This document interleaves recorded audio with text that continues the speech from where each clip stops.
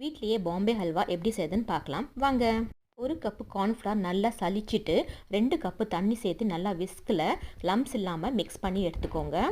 இப்போ ஒரு கடாயில் 2 கப்பு சுகர், 2 கப்பு தண்ணி, கொஞ்சோண்டு காடமம் பவுடர் சேர்த்து நல்லா நீங்கள் மிக்ஸ் பண்ணிகிட்டே வாங்க.